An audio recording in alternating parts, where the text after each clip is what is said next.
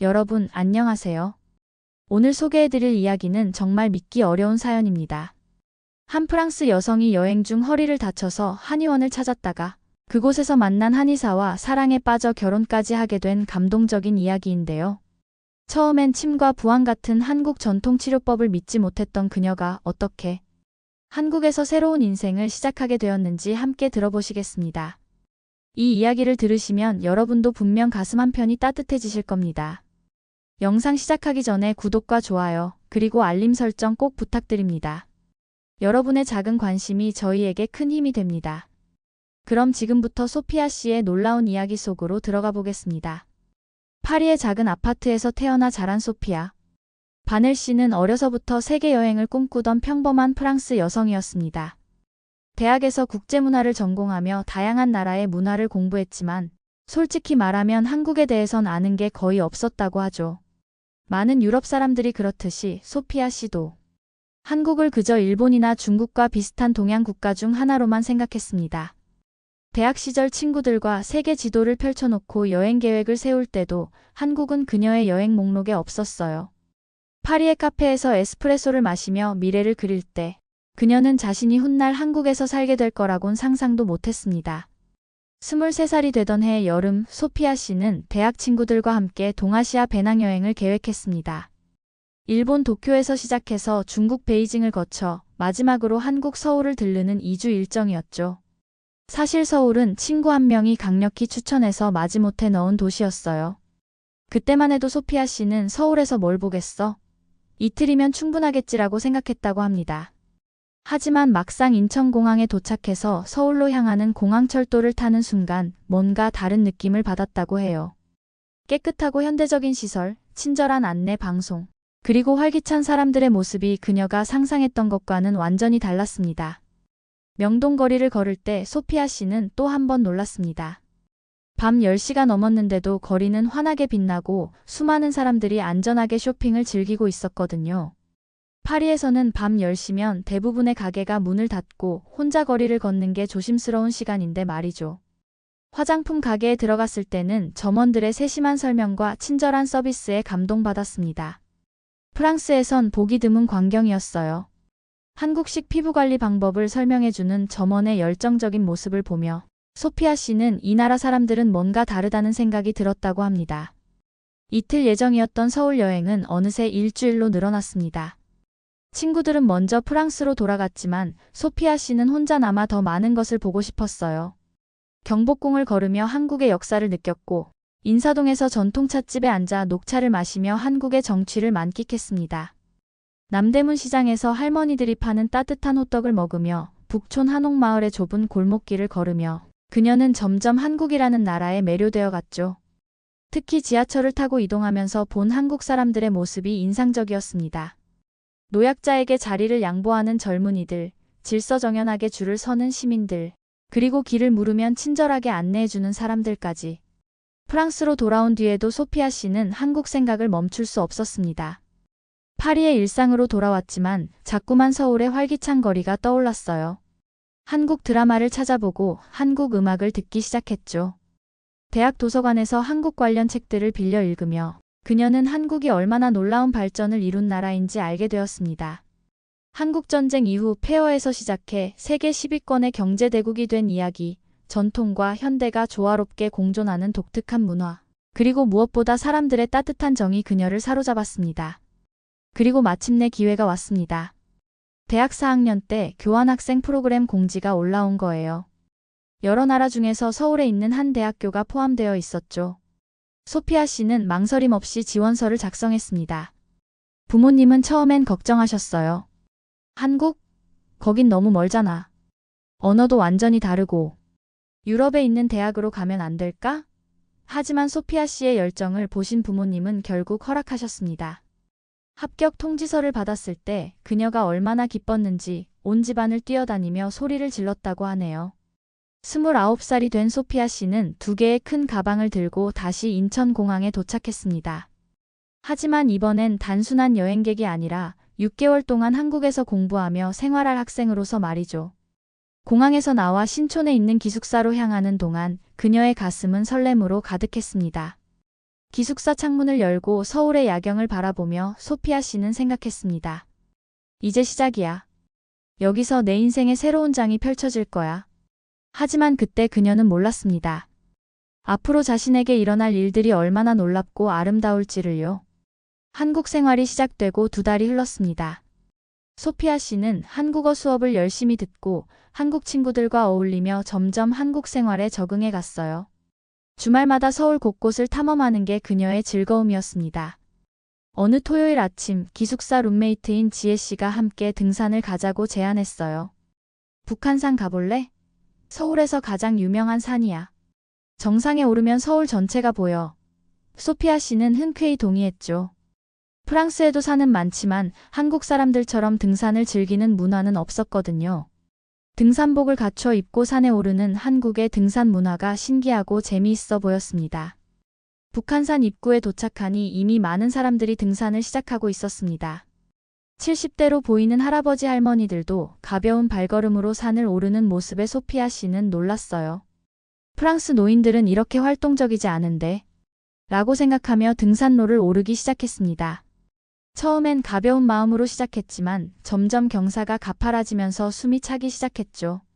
하지만 중간중간 만나는 사람들의 격려가 힘이 되었습니다. 파이팅! 조금만 더 가면 쉼터 나와요. 낯선 사람들이 건네는 따뜻한 응원에 소피아 씨는 미소를 지으며 계속 올라갔습니다. 2시간쯤 올랐을까요? 거의 정상에 가까워졌을 때였습니다. 바위가 많은 구간을 지나가던 중 소피아 씨는 발을 헛디뎠어요. 순간 균형을 잃고 옆으로 넘어지면서 허리를 바위에 부딪혔습니다. 너무 갑작스러운 일이라 비명도 제대로 지르지 못했죠.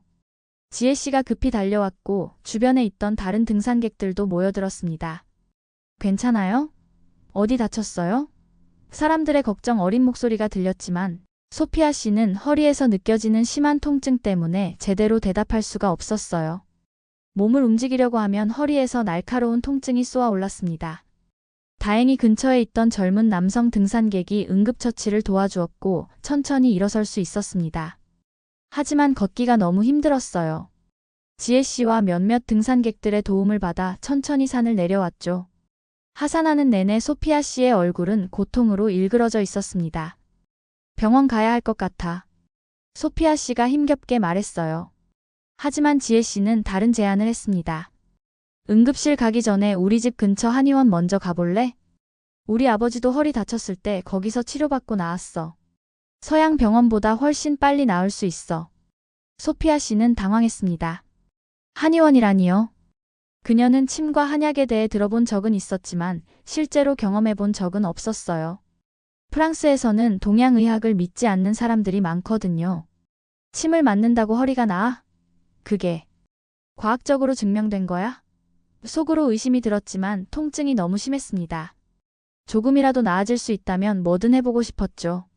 그래, 한번 가보자. 결국 소피아 씨는 지혜 씨의 제안을 받아들였습니다.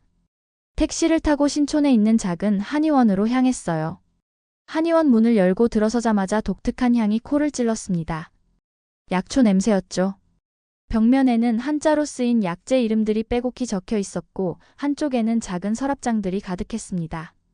대기실에는 중년 여성 몇 분과 노인 한 분이 앉아 계셨어요. 프랑스 병원과는 완전히 다른 분위기였습니다. 소피아 씨는 불안한 마음으로 의자에 앉았죠. 정말 이런 곳에서 치료를 받아도 괜찮을까? 하지만 이미 왔으니 일단 진료를 받아보기로 했습니다. 잠시 후 소피아 바넬 님하고 이름을 부르는 소리가 들렸습니다. 지혜 씨의 부축을 받아 진료실로 들어갔어요. 진료실 안은 생각보다 깨끗하고 현대적이었습니다. 그리고 그곳에서 소피아 씨는 한 남자를 만났습니다. 30대 초반으로 보이는 젊은 한의사였죠. 하얀 가운을 입고 차분한 표정으로 서 있던 그는 부드러운 목소리로 말했습니다.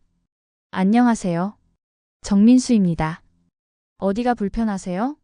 그의 침착하고 진지한 태도에 소피아 씨는 조금 안심이 되었습니다. 등산하다가 넘어져서 허리를 다쳤어요. 너무 아파서.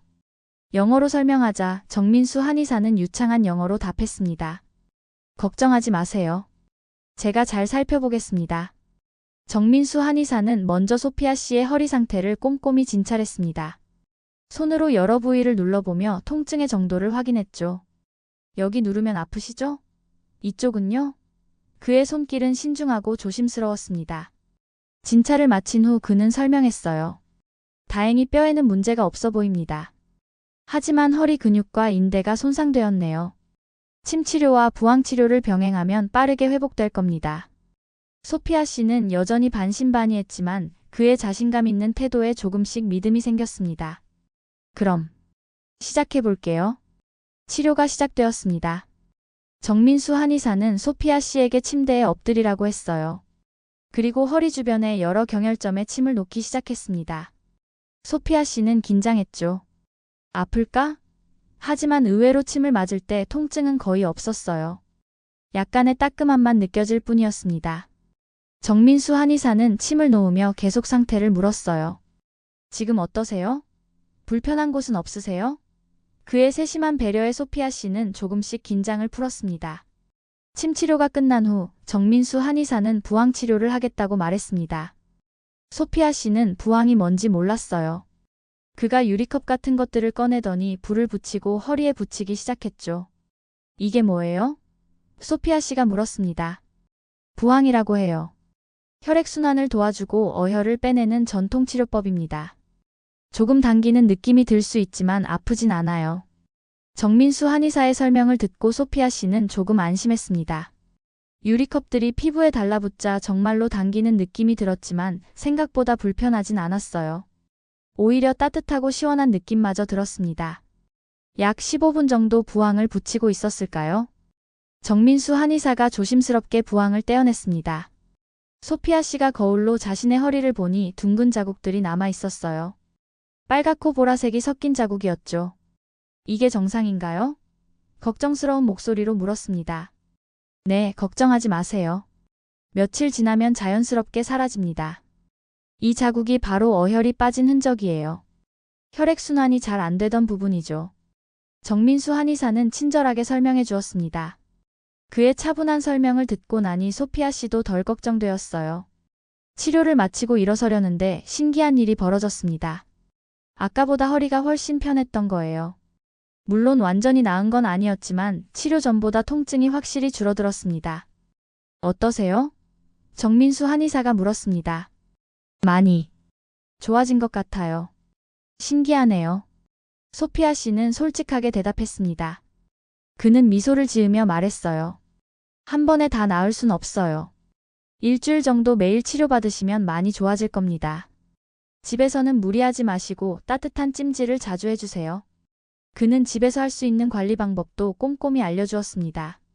진료실을 나서기 전 정민수 한의사는 소피아 씨에게 따뜻한 차 한 잔을 건넸어요.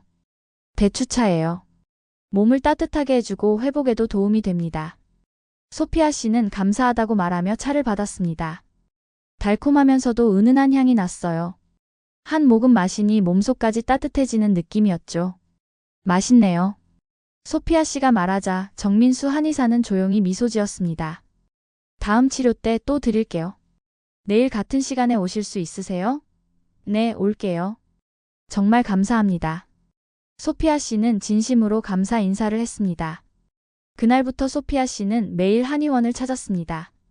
처음 며칠은 지혜 씨가 함께 가주었지만 곧 혼자서도 갈 수 있게 되었어요. 매일 같은 시간에 한의원에 가서 침과 부항 치료를 받았습니다. 신기하게도 날마다 몸 상태가 좋아지는 게 느껴졌어요. 넷째 날쯤부터는 걸을 때 거의 불편함이 없어졌고 일주일이 지나자 허리 통증은 거의 사라졌습니다. 한국 전통의학이 이렇게 효과적일 줄은 몰랐어요. 소피아 씨는 놀라움을 감추지 못했습니다. 프랑스에서 물리치료를 받았다면 적어도 한 달은 걸렸을 상황이었거든요. 치료를 받으러 갈 때마다 정민수 한의사는 항상 세심하게 상태를 확인했습니다. 오늘은 어떠세요? 어제보다 나아지셨어요? 밤에 잠은 잘 주무셨어요? 식사는 제대로 하셨어요? 그는 단순히 허리만 치료하는 게 아니라 소피아 씨의 전반적인 건강 상태를 걱정해 주었어요. 이런 따뜻한 관심은 프랑스 병원에서는 경험해보지 못한 것이었습니다.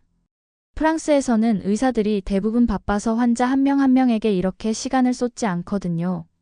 정민수 한의사의 진심 어린 태도에 소피아 씨는 점점 감동받았습니다. 치료가 끝날 때마다 정민수 한의사는 항상 대추차나 생강차 같은 따뜻한 차를 내주었어요. 그리고 소피아 씨의 한국 생활에 대해 물어보곤 했습니다. 한국 생활은 어때요? 적응하기 힘들진 않으세요? 한국 음식은 입에 맞으세요? 처음엔 짧은 대화였지만 날이 갈수록 대화 시간이 길어졌습니다. 정민수 한의사는 조용하고 말수가 적은 사람이었지만 소피아 씨의 이야기를 경청하는 좋은 청자였어요. 그가 진지하게 자신의 이야기를 들어주는 모습에 소피아 씨는 점점 마음이 편해졌습니다. 일주일간의 치료가 끝나고 소피아 씨의 허리는 거의 완벽하게 회복되었습니다.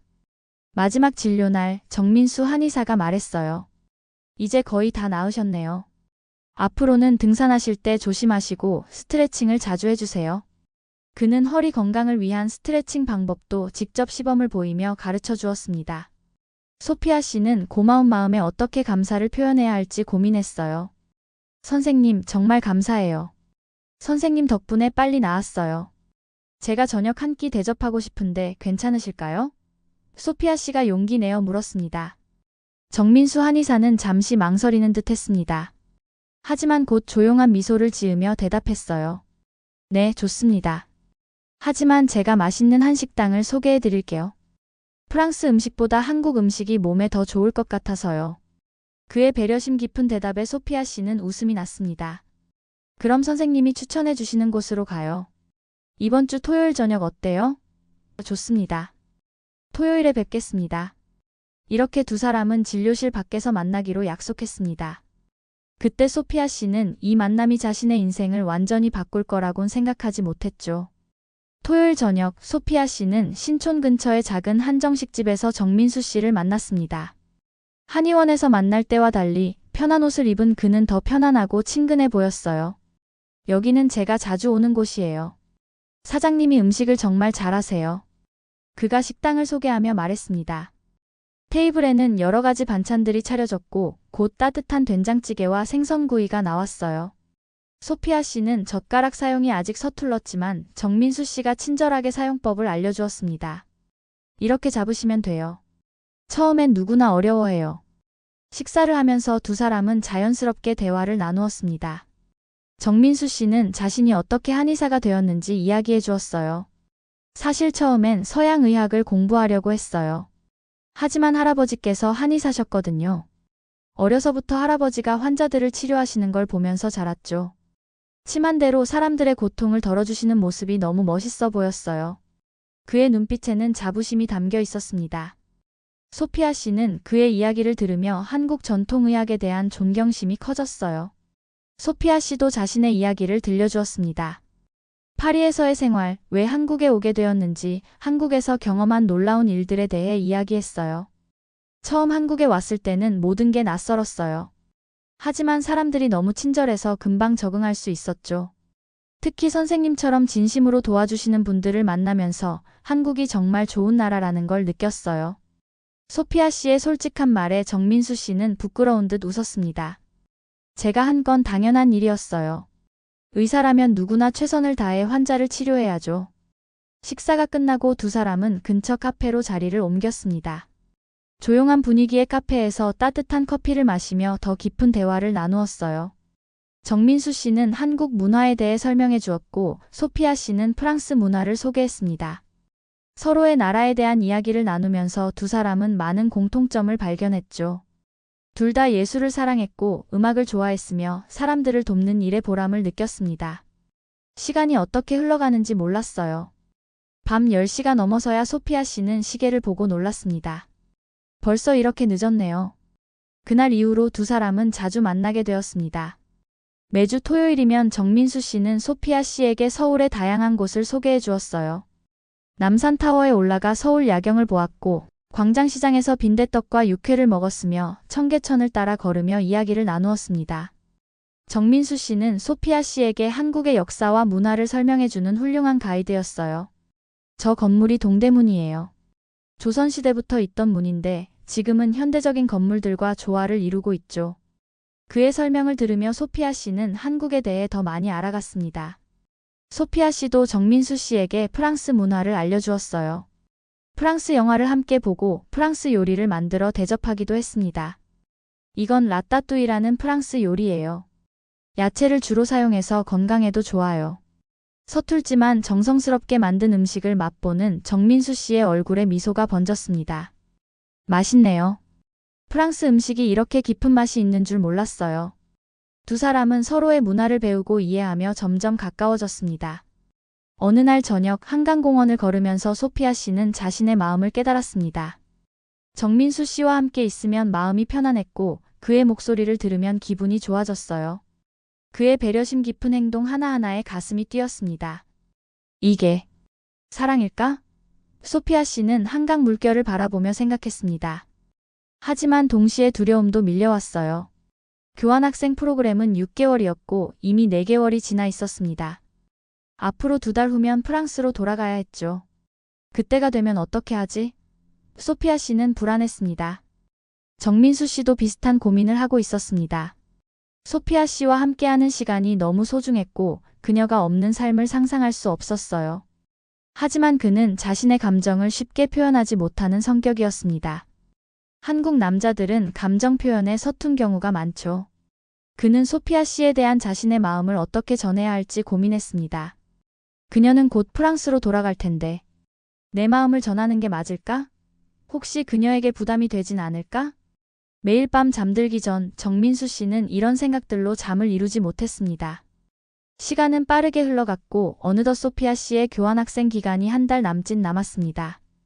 두 사람 모두 마음이 무거웠어요. 하지만 서로에게 먼저 말을 꺼내지 못했습니다. 어느 토요일 저녁 북촌 한옥마을을 거닐던 중 소피아 씨가 먼저 말문을 열었어요. 민수 씨, 저 다음 달이면 프랑스로 돌아가요. 그녀의 목소리는 떨리고 있었습니다.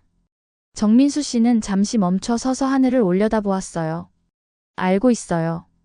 짧은 대답 뒤에 침묵이 흘렀습니다. 두 사람 모두 무슨 말을 해야 할지 몰랐죠. 그날 밤 두 사람은 한옥마을 근처의 작은 찻집에 앉아 오랜 시간 이야기를 나누었습니다. 소피아 씨가 먼저 자신의 마음을 털어놓았어요. 민수 씨, 솔직히 말하면 저는 프랑스로 돌아가기가 너무 두려워요. 여기 한국에서의 생활이 너무 좋고 특히 민수 씨와 함께 보낸 시간들이 제 인생에서 가장 행복한 순간들이었어요. 소피아 씨의 눈가에 눈물이 맺혔습니다. 정민수 씨는 조용히 그녀의 손을 잡았어요. 그의 손은 따뜻했고 든든했습니다. 저도 같은 마음이에요, 소피아 씨. 당신을 처음 만난 날부터 제 마음속에 무언가가 변하기 시작했어요. 환자로 만났지만 당신은 제게 특별한 사람이 되었습니다. 정민수 씨는 평소답지 않게 길게 자신의 감정을 표현했습니다. 하지만 저는 당신에게 부담을 주고 싶지 않았어요. 당신에겐 프랑스에 돌아가야 하는 이유들이 있고 꿈과 계획이 있을 테니까요. 제가 그걸 막을 권리는 없다고 생각했습니다. 그의 목소리에는 슬픔이 묻어났습니다. 두 사람은 그날 밤 진솔한 대화를 나누었습니다. 소피아 씨는 프랑스로 돌아가면 취업을 해야 하고 부모님도 곁에 계셨어요. 하지만 동시에 한국에 대한 애정이 너무 깊어졌고 정민수 씨 없는 삶을 상상할 수 없었습니다.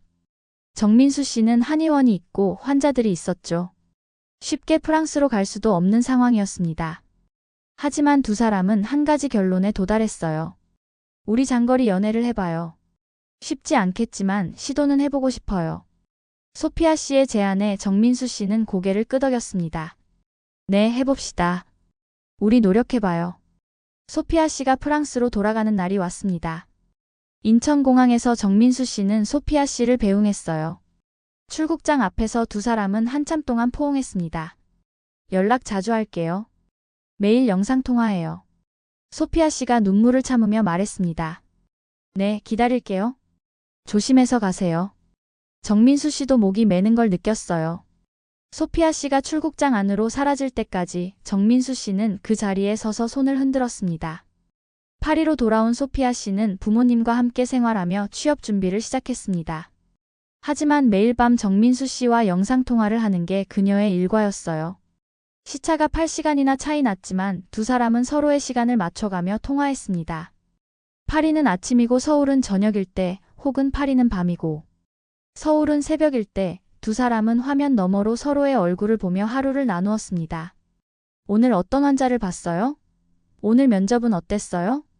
사소한 일상을 공유하며 두 사람의 마음은 더욱 단단해졌습니다. 하지만 장거리 연애는 쉽지 않았습니다. 시차 때문에 실시간으로 소통하기 어려웠고 중요한 순간에 함께할 수 없다는 게 가장 힘들었어요. 소피아 씨가 힘든 면접을 보고 위로가 필요할 때 정민수 씨는 화면 너머에서만 격려할 수 있었습니다. 정민수 씨가 어려운 환자를 치료하며 고민할 때 소피아 씨는 전화로만 응원해 줄 수 있었죠. 때로는 서로에게 짜증을 내기도 했고 오해가 생기기도 했습니다.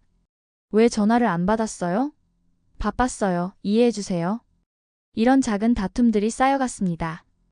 6개월이 지났을 무렵 두 사람은 심각한 위기를 맞았습니다. 소피아 씨가 파리의 한 회사에서 정규직 제안을 받은 거예요. 좋은 조건이었고 그녀가 원하던 분야의 일이었습니다. 하지만 그 일을 받아들이면 당분간 한국에 갈 수 없었죠. 소피아 씨는 고민에 빠졌습니다. 어떻게 해야 하지? 이 기회를 놓치면 안 되는데. 하지만 민수 씨는 밤새도록 잠을 이루지 못하고 고민했어요. 정민수 씨에게 이 사실을 말했을 때 그는 예상 외의 반응을 보였습니다. 축하해요, 소피아. 당신이 원하던 일이잖아요. 그 기회를 잡으세요. 그의 목소리는 담담했지만 소피아 씨는 그 뒤에 숨겨진 슬픔을 느낄 수 있었어요. 하지만 민수 씨는요? 우리는요? 소피아 씨가 물었습니다. 우리는 계속 연락하며 지내면 돼요. 당신의 꿈을 포기하게 할 순 없어요. 정민수 씨의 말은 배려로 가득했지만 소피아 씨는 마음이 아팠습니다. 그날 밤 소피아 씨는 부모님과 긴 대화를 나누었습니다. 아버지는 현실적으로 조언했어요. 소피아, 사랑도 중요하지만 내 미래도 생각해야지. 그 한국 남자가 정말 너를 사랑한다면 기다려줄 거야. 하지만 어머니는 다른 의견이었습니다. 내 생각엔 내가 정말 그 사람을 사랑한다면 일자리는 나중에도 찾을 수 있어. 하지만 진짜 사랑은 흔하지 않단다. 어머니의 말이 소피아 씨의 마음을 움직였습니다. 그날 밤 소피아 씨는 결심했습니다. 나는 민수 씨와 함께 하고 싶어.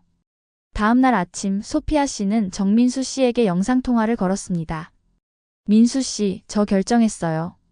그 일자리 제안을 거절할 거예요. 대신 한국으로 돌아갈게요. 한국에서 일자리를 찾을게요. 소피아 씨의 말에 정민수 씨는 놀랐습니다. 정말요? 하지만 그건 제 마음은 이미 정해졌어요. 저는 당신 곁에 있고 싶어요. 소피아 씨의 단호한 목소리에 정민수 씨의 눈에 눈물이 맺혔습니다. 고마워요, 소피아. 제가 당신을 실망시키지 않을게요. 소피아 씨는 파리에서의 일자리 제안을 정중히 거절했습니다. 부모님은 처음엔 걱정하셨지만 딸의 결연한 의지를 보고 결국 응원해주기로 하셨어요. 네가 정말 행복하다면 우리는 지지할게. 하지만 힘들면 언제든 돌아와. 아버지는 딸을 껴안으며 말했습니다. 어머니는 소피아 씨의 손을 잡고 조용히 말했어요. 그 남자한테 잘 부탁한다고 전해줘. 우리 딸 울리면 가만 안 둔다고. 웃으면서도 진지한 어머니의 말에 소피아 씨는 웃음과 눈물이 동시에 났습니다. 한국행 준비는 생각보다 복잡했습니다. 비자 문제, 취업 준비, 집 구하기 등 해결해야 할 일들이 산더미였어요. 하지만 정민수 씨가 한국에서 많은 도움을 주었습니다. 외국계 회사의 채용 정보를 찾아주고 살만한 동네를 알아봐 주었죠. 신촌 근처에 좋은 원룸이 나왔어요. 제 한의원에서도 가깝고 지하철역도 가까워요. 정민수 씨의 세심한 배려에 소피아 씨는 감사했습니다. 3개월간의 준비 끝에 소피아 씨는 드디어 서울행 비행기에 몸을 실었습니다. 인천공항에서 정민수 씨가 소피아 씨를 기다리고 있었습니다. 1년 만에 만난 두 사람은 공항 한가운데서 한참 동안 포용했어요. 주변 사람들의 시선도 아랑곳하지 않았습니다. 다시 만나서 정말 기뻐요. 저도요. 정말 보고 싶었어요. 두 사람의 눈에서 기쁨의 눈물이 흘러내렸습니다. 정민수 씨는 소피아 씨의 무거운 짐을 들고 함께 공항을 빠져나왔어요. 차 안에서 두 사람은 손을 꼭 잡고 있었습니다. 이제 진짜 함께 있을 수 있네요. 소피아 씨가 행복한 표정으로 말했습니다. 서울에서의 새로운 생활이 시작되었습니다. 소피아 씨는 운 좋게도 서울에 있는 프랑스 회사의 한국 지사에 취직할 수 있었어요. 프랑스어와 영어, 그리고 기본적인 한국어까지 할 수 있다는 점이 큰 장점이었죠. 일은 바빴지만 보람 있었고 무엇보다 정민수 씨와 자주 만날 수 있다는 게 가장 좋았습니다. 주중에는 각자 바쁘게 일하고 주말이면 함께 시간을 보냈어요. 남산을 산책하거나 한강공원에서 치킨을 먹거나 때로는 그냥 집에서 영화를 보며 조용히 시간을 보냈습니다. 6개월이 흐른 어느 날 정민수 씨가 소피아 씨에게 특별한 제안을 했습니다. 소피아, 다음 주 우리 프랑스 가요. 갑작스러운 제안에 소피아 씨는 놀랐어요. 프랑스요? 왜요? 당신 부모님께 정식으로 인사드리고 싶어요. 정민수 씨의 진지한 표정에 소피아 씨는 가슴이 두근거렸습니다. 그의 의도를 알 수 있었거든요. 정말요? 부모님께 인사를? 네, 이제 진지하게 우리 미래를 이야기할 때가 된 것 같아요. 정민수 씨의 말에 소피아 씨는 눈물이 났습니다. 기쁨의 눈물이었죠. 일주일 후 두 사람은 파리에 도착했습니다. 소피아 씨의 부모님은 공항에 마중 나오셨어요. 정민수 씨를 처음 본 아버지는 그를 한참 바라보더니 손을 내밀었습니다. 환영합니다. 소피아한테 많이 들었어요. 서툰 영어로 인사하는 아버지를 보며 정민수 씨도 긴장한 표정으로 악수를 나누었습니다. 어머니는 정민수 씨를 따뜻하게 안아주었어요. 우리 딸 잘 부탁해요. 어머니의 포옹에 정민수 씨는 조금 놀랐지만 곧 감사하다고 인사했습니다.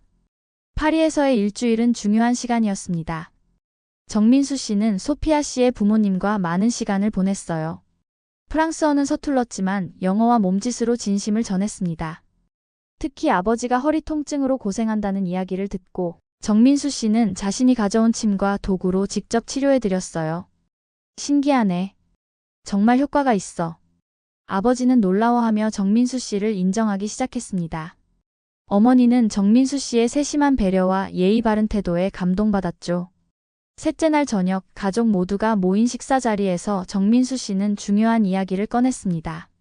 장인어른, 장모님께 말씀드릴 게 있습니다. 정민수 씨의 진지한 표정에 식탁의 분위기가 조용해졌어요.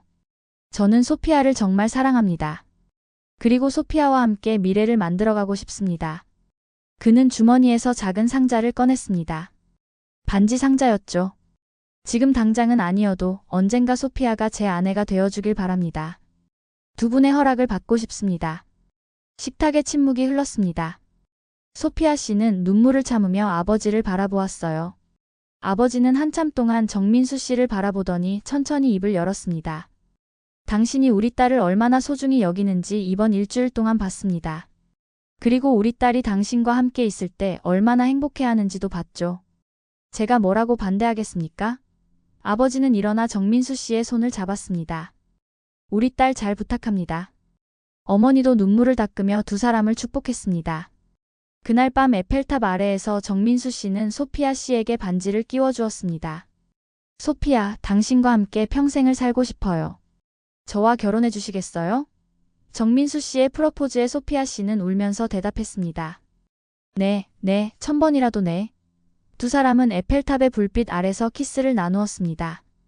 주변을 지나가던 사람들이 박수를 쳐주었고 파리의 밤은 그 어느 때보다 아름다웠습니다. 소피아 씨는 생각했습니다. 1년 전 산에서 넘어진 사고가 내 인생 최고의 행운이었네. 파리에서 돌아온 후 두 사람은 본격적으로 결혼 준비를 시작했습니다. 한국과 프랑스, 두 나라의 문화를 어떻게 조화시킬지 고민이 많았어요. 결국 두 사람은 조용한 결혼식을 하기로 결정했습니다. 양가 가족만 초대해서 서울의 작은 예식장에서 식을 올리기로 했죠. 소피아 씨의 부모님이 한국을 방문하시기로 하셨고 정민수 씨의 가족들도 기대에 부풀어 있었습니다. 준비 과정은 바빴지만 두 사람에겐 행복한 시간이었어요. 결혼식 한 달 전 소피아 씨는 정민수 씨의 부모님을 처음 만났습니다. 경기도에 사시는 정민수 씨의 부모님은 따뜻하게 소피아 씨를 맞아주셨어요. 어서 오세요, 며느리. 민수한테 많이 들었어요. 정민수 씨의 어머니는 소피아 씨의 손을 꼭 잡으며 반갑게 인사하셨습니다. 아버지도 조용히 미소 지으며 고개를 끄덕이셨죠.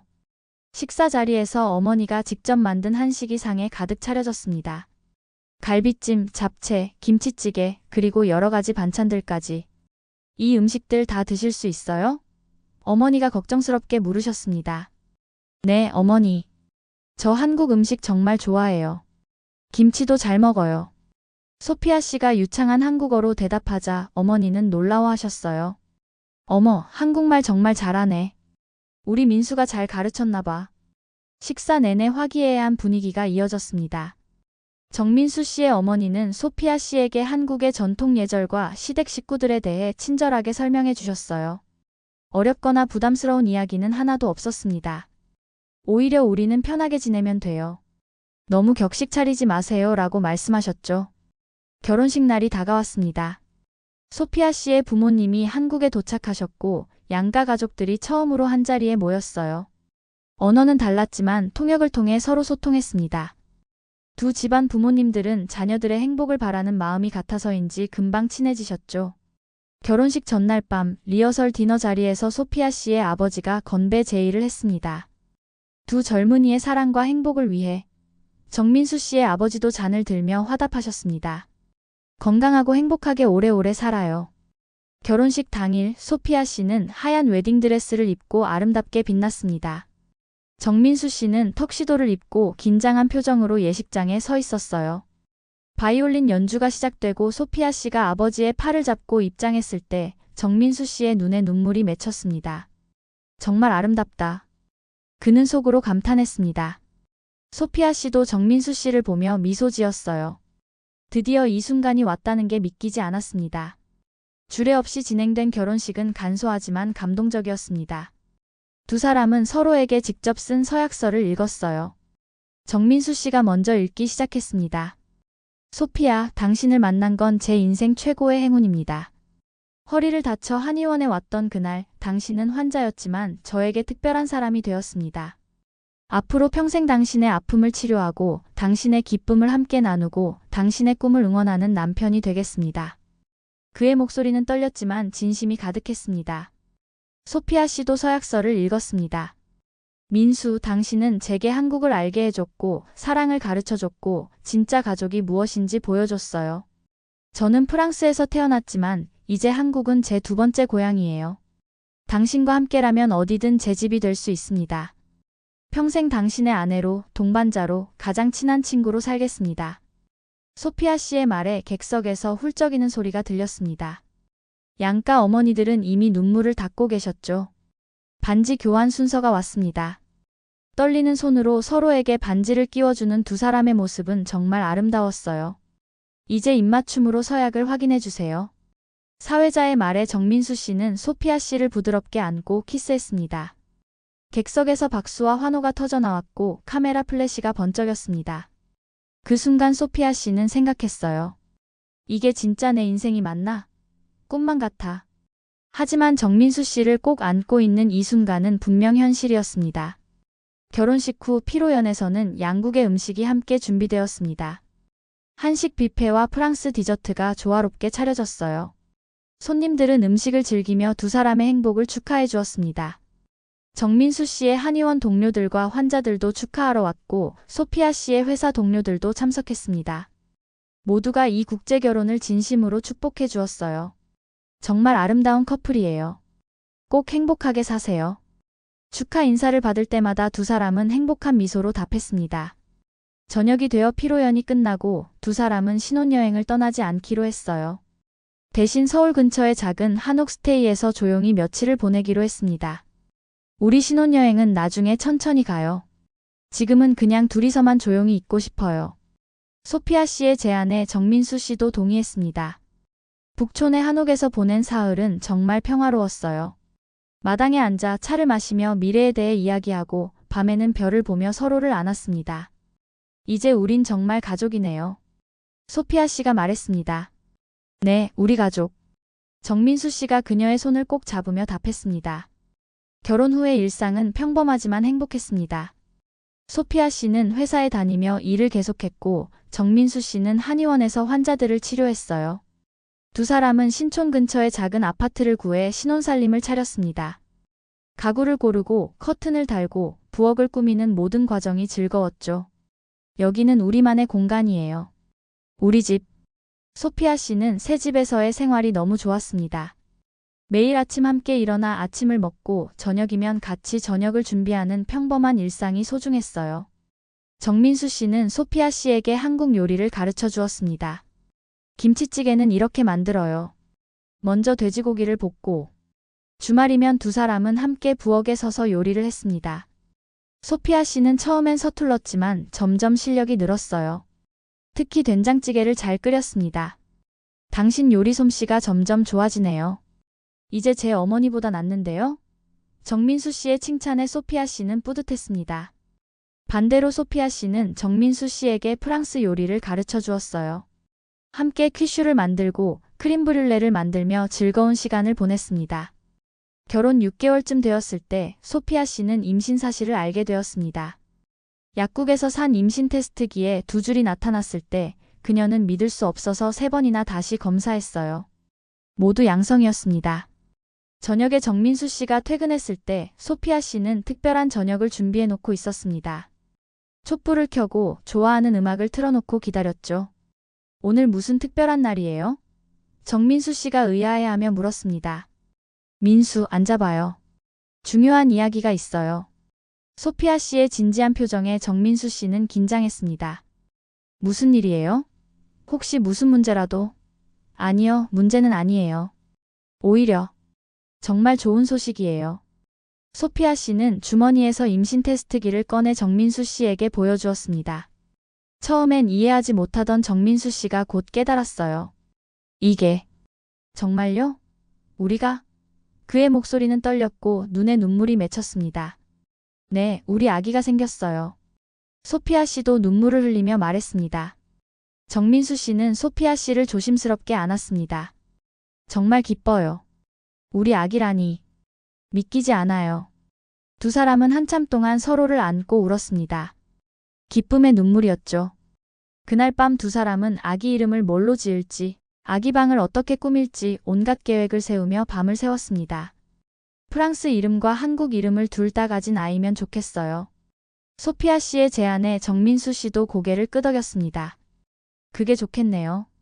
두 나라의 문화를 모두 물려받은 아이가 되면 멋질 것 같아요. 임신 기간 동안 양가 부모님들은 정말 기뻐하셨습니다. 정민수 씨의 어머니는 매주 서울에 올라와 소피아 씨를 챙겨주셨어요. 임산부에게 좋은 음식을 만들어주시고 태교의 좋은 이야기들을 들려주셨습니다. 소피아 씨의 어머니도 프랑스에서 영상통화로 매일 연락하며 딸을 걱정했어요. 잘 먹고 있니? 힘든 건 없고? 엄마, 걱정 마세요. 시어머니가 정말 잘 챙겨주세요. 소피아 씨는 한국의 시어머니를 만난 게 정말 행운이라고 생각했습니다. 정민수 씨는 한의사로서 소피아 씨의 건강을 더욱 세심하게 챙겼습니다. 임신 중에 먹으면 좋은 한약을 직접 조제해주고 입덧이 심할 때는 침으로 증상을 완화시켜 주었어요. 한의학에는 임산부를 위한 치료법들이 많이 있어요. 걱정하지 마세요. 그의 전문적인 도움 덕분에 소피아 씨는 비교적 편안한 임신 기간을 보낼 수 있었습니다. 주변 임산부들이 힘들어하는 것에 비하면 소피아 씨는 정말 건강한 임신 생활을 했죠. 임신 7개월쯤 되었을 때 소피아 씨는 동네 한국 아줌마들과 친해졌습니다. 매일 산책을 나가면 만나는 동네 어르신들이 계셨는데 처음엔 외국인이라 신기해하시더니 점점 친숙하게 대해주셨어요. 아이고, 며느리 배가 많이 불렀네. 아들이야, 딸이야? 딸이래요, 할머니. 그래, 딸 좋지. 딸이 효도한다. 할머니들은 소피아 씨에게 여러 조언을 해주셨습니다. 어떤 음식을 먹으면 좋은지, 어떻게 태교를 하면 좋은지, 출산 후 조리는 어떻게 해야 하는지까지. 어느 날 동네 할머니 한 분이 소피아 씨를 자기 집으로 초대하셨어요. 우리 집에서 미역국 먹고 가. 임산부한테 미역국이 제일 좋아. 할머니 댁에 가보니 다른 아줌마들도 모여 계셨습니다. 모두 소피아 씨를 반갑게 맞아주셨어요. 함께 미역국을 먹으며 이런저런 이야기를 나누었습니다. 프랑스에서 왔다며? 거긴 어때? 파리는 아름다운 도시예요. 하지만 한국이 더 좋아요. 소피아 씨의 대답에 할머니들은 기뻐하셨습니다. 그래, 우리나라가 좋지. 우리 며느리 이제 완전히 한국 사람 다 됐네. 그날 이후로 소피아는 동네 한국 아줌마들의 모임에 자주 참석했습니다. 같이 시장에 가서 장을 보고 공원에서 운동을 하고 때로는 한 분의 집에 모여 음식을 나눠 먹었어요. 프랑스에서는 이웃과 이렇게 가깝게 지낸 적이 없었습니다. 한국의 이런 공동체 문화가 소피아 씨는 정말 좋았어요. 외국에서 왔지만 나는 이제 이 동네 사람이야. 이웃들이 가족처럼 느껴져. 소피아 씨는 한국 생활에 완전히 적응했고 한국을 진짜 고향처럼 여기게 되었습니다. 출산 예정일이 다가왔습니다. 소피아의 부모님이 프랑스에서 한국으로 날아오셨어요. 손주를 보기 위해서였죠. 공항에서 만난 부모님은 소피아 씨의 큰 배를 보고 놀라워하셨습니다. 우리 딸 정말 엄마가 다 됐구나. 어머니가 눈물을 글썽이며 말씀하셨어요. 정민수 씨의 부모님도 함께 공항에 나오셨고 양가 부모님들은 서로 반갑게 인사를 나누었습니다. 이제는 통역 없이도 간단한 의사소통이 가능할 정도로 친해지셨거든요. 출산 예정일보다 이틀 앞당겨져서 소피아 씨는 새벽에 진통을 느꼈습니다. 민수, 아기가 나오려나 봐. 잠에서 깬 정민수 씨는 급히 병원 가방을 챙기고 차를 몰았어요. 양가 부모님들도 병원으로 달려오셨습니다. 분만실 앞에서 네 분의 부모님과 정민수 씨가 초조하게 기다렸죠. 10시간의 진통 끝에 드디어 아기의 울음소리가 들렸습니다. 축하드립니다. 건강한 딸입니다. 간호사의 말에 모두 환호했어요. 정민수 씨가 처음으로 분만실에 들어가 소피아 씨와 아기를 만났습니다. 땀에 젖은 소피아 씨는 지쳐 보였지만 얼굴엔 행복한 미소가 가득했어요. 간호사가 조심스럽게 아기를 정민수 씨에게 안겨주었습니다. 너무 작고 가벼워. 정민수 씨는 떨리는 손으로 아기를 안았습니다. 아기는 작은 주먹을 쥐고 눈을 감고 있었어요. 세상에서 가장 소중한 생명이었습니다. 정말 예쁘죠? 소피아 씨가 물었습니다. 예쁘다는 말로는 부족해요. 기적 같아요. 정민수 씨의 눈에서 눈물이 떨어졌습니다. 회복실로 옮긴 후 양가 부모님들이 손주를 만났습니다. 두 할머니는 아기를 보자마자 눈물을 흘리셨어요. 아이고 우리 손주. 너무 예쁘다. 소 뷰터펄. 마이 그랜도터. 한국어와 프랑스어, 영어가 뒤섞인 감탄사들이 회복실을 가득 채웠습니다. 할아버지들도 아기를 보며 행복한 미소를 지으셨죠. 네 분의 조부모님들이 차례로 아기를 안아보셨어요. 아기는 여전히 눈을 감고 평화롭게 잠들어 있었습니다. 아기 이름은 서연으로 지었습니다. 한국 이름이었죠. 프랑스 이름은 에밀리로 정했어요. 서연 에밀리. 두 나라의 문화를 모두 담은 이름이었습니다. 출생신고를 할 때 두 이름을 모두 등록했어요. 우리 딸은 한국인이자 프랑스인이에요. 두 나라의 아름다운 문화를 모두 누리며 자랄 거예요. 소피아 씨는 서류에 서명하며 말했습니다. 정민수 씨도 고개를 끄덕였습니다. 그렇죠. 우리 서연이는 정말 특별한 아이예요. 소피아 씨는 한국 전통 방식대로 산후조리원에서 2주를 보냈습니다. 정민수 씨의 어머니가 추천해 주신 곳이었어요. 산후조리원에서는 산모의 회복을 위한 특별한 식사와 관리를 제공했습니다. 매일 미역국이 나왔고 산모 마사지를 받았으며 신생아 돌보는 법도 배웠죠. 소피아 씨는 처음엔 낯설었지만 점점 한국의 산후조리 문화가 정말 과학적이고 효과적이라는 걸 알게 되었습니다. 프랑스에는 이런 시스템이 없어요. 한국이 이런 면에서 정말 앞서 있네요. 집으로 돌아온 후 본격적인 육아가 시작되었습니다. 밤마다 깨서 우는 아기 때문에 두 사람은 제대로 잠을 자지 못했어요. 하지만 힘들어도 행복했습니다. 서연이가 처음으로 미소 지었을 때, 처음으로 웃음소리를 냈을 때, 처음으로 뒤집기를 했을 때 매 순간이 감동이었죠. 민수 봐요. 서연이가 나를 보고 웃어요. 정말이네요. 엄마를 알아보는 것 같아요. 이런 작은 순간들이 쌓여가며 두 사람은 부모로 성장해 갔습니다. 정민수 씨의 어머니는 자주 서울에 올라와 육아를 도와주셨습니다. 아기 목욕시키는 법, 젖병 소독하는 법, 기저귀 가는 법 등을 친절하게 가르쳐 주셨어요. 소피아 씨는 시어머니에게 정말 감사했습니다. 어머니 없었으면 저 정말 힘들었을 거예요. 뭘 그런 말을 해. 이게 다 당연한 거지. 우리 며느리 고생 많아. 시어머니의 따뜻한 말씀에 소피아 씨는 눈물이 났습니다.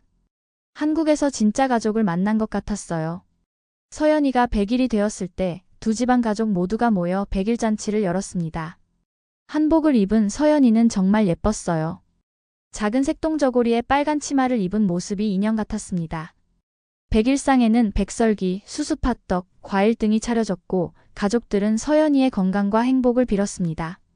소피아 씨의 부모님도 프랑스에서 다시 날아오셔서 함께 축하해 주셨어요. 한국의 100일 잔치 풍습이 정말 아름답네요. 소피아 씨의 어머니가 감동하며 말씀하셨습니다. 사진을 찍을 때 4명의 조부모님들이 서연이를 중심으로 둘러앉았습니다. 그리고 소피아 씨와 정민수 씨가 뒤에 서서 함께 사진을 찍었어요. 한국인 할아버지 할머니와 프랑스인 할아버지 할머니, 그리고 한국인 아빠와 프랑스인 엄마. 서연이는 정말 많은 사랑을 받으며 자랄 아이였습니다. 사진을 보며 소피아 씨는 생각했습니다. 3년 전 산에서 넘어져 허리를 다쳤을 때 이런 미래가 올 줄은 꿈에도 몰랐어. 그때의 사고가 내 인생 최고의 축복이었네. 서연이가 돌이 되었습니다. 이제 아장아장 걷기 시작했고 엄마 아빠라는 말도 할 줄 알았어요. 신기하게도 서연이는 한국어를 먼저 배웠습니다. 소피아 씨가 프랑스어로 말을 걸어도 서연이는 한국어로 대답했죠. 엄마, 맘마. 위, 안브이에이 메인저. 소피아 씨가 프랑스어로 대답하면 서연이는 고개를 갸웃거렸습니다. 정민수 씨는 웃으며 말했어요. 한국에서 살다 보니 한국어가 편한가 봐요. 나중에 크면 자연스럽게 프랑스어도 배울 거예요. 돌잔치도 성대하게 치렀습니다. 양가 가족은 물론이고 동네 아줌마들, 정민수 씨의 한의원 환자들, 소피아 씨의 회사 동료들까지 많은 사람들이 축하하러 왔어요. 돌잡이 시간이 되었을 때 테이블 위에는 실, 책, 연필, 마이크, 청진기, 돈 등이 놓여 있었습니다. 서연이는 한참 고민하더니 책을 집었어요. 학자가 되겠네.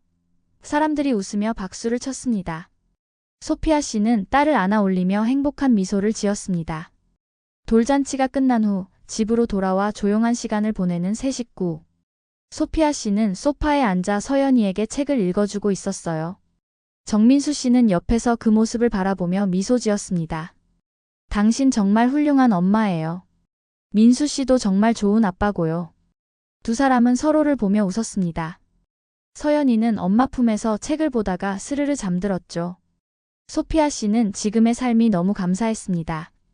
4년 전 산에서 넘어져 허리를 다쳤던 그날, 친구의 권유로 한의원을 찾았던 그 결정이 인생을 완전히 바꿔놓았어요.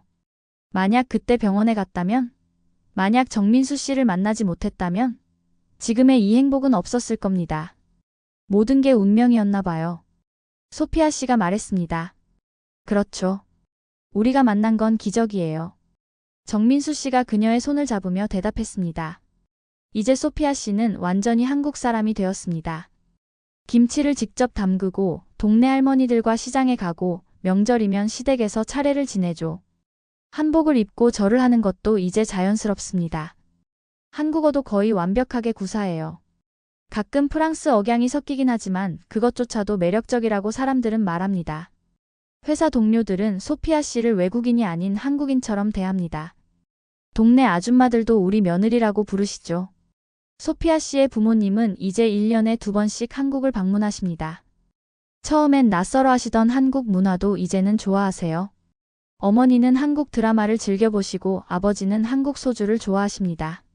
한국은 정말 살기 좋은 나라야. 소피아가 여기서 행복하니 우리도 기뻐. 부모님의 말에 소피아 씨는 마음이 따뜻해집니다.